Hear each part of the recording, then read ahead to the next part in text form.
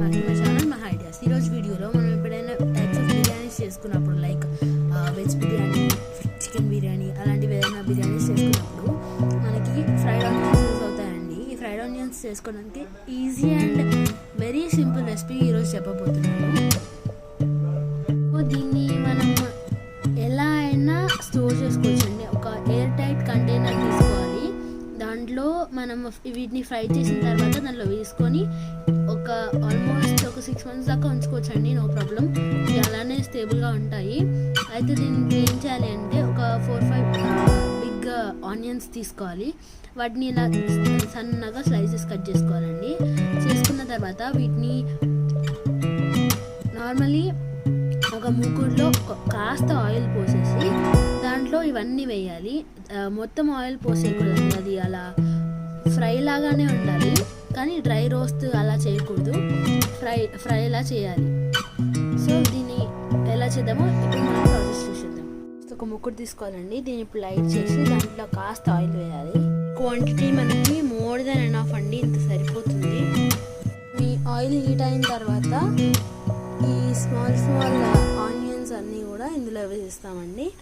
So అదే next ఇందులో అన్నీ వేసేస్తామండి. సో ఓన్లీ ఆనియన్స్ అండి. ఆనియన్స్ వేసేసి దీన్ని జస్ట్ కాస్త ఆయిల్ వేసేసి దీన్ని మొత్తం వేయించాలి. ఈ మంట అనేది ఇలా ఉండాలి, లేకపోతే ఇలా ఉండాలి, కానీ ఫుల్లో మాత్రం అయితే మీడియం లేకపోతే లోలో పెట్టండి. అసలు ఫుల్లో పెట్టకండి. ఫుల్లో పెడితే అవి ఏంటంటే మాడిపోతాయి, క్రిస్పీగా అవ్వవు. క్రిస్పీగా అవ్వాలి అంటే మీడియంలో పెట్టాలి, లేకపోతే లో ఫ్లేమ్లో పెట్టాలి. మంట ఇలా లేకపోతే కాస్త పెట్టాలి. ఇలా ఉంటే సరిపోతుంది. మరి అంత ఫుల్ పెట్టాల్సిన అవసరం లేదు, అలా పెట్టకూడదు కూడా. ఇప్పుడు ఈ ఆనియన్స్ని ఫ్రై చేసుకునే మధ్యలో కాసేపు ఫ్రై చేసిన తర్వాత అదంతా ఈ కలర్లోకి వస్తుందండి. ఈ కలర్లోకి మారుతుంది. ఇంకొక 15 minutes అయితే ఇలానే నేను చెప్పిన ఫ్లేమ్లోనే ఉంచానండి. అలానే ఒక 15 minutes వరకు వీటిని రోస్ట్ చేశాను ఇదే ఫ్లేమ్లో పెట్టేసి. సో ఈ కలర్లోకి వచ్చింది. ఇంకొక 5-10 minutes అయిపోతే కరెక్ట్గా పర్ఫెక్ట్గా వస్తుందండి.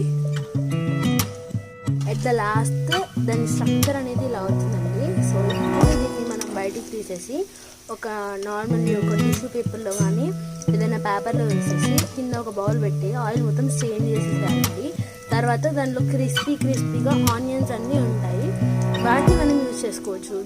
ఇప్పుడు మనం వీటిని ఒక ఎయిర్ టైట్ కంటైనర్లో స్టోర్ చేసుకుంటే మనకు ఎప్పుడంటే అప్పుడు యూజ్ చేసుకోవచ్చు అండి. సో ఇది లాస్ట్ స్ట్రక్చర్ అండి. ఇప్పుడు వీటిని పేపర్లో వేసాను. మంచిగా క్రిస్పీగా భలే వచ్చేసాయండి.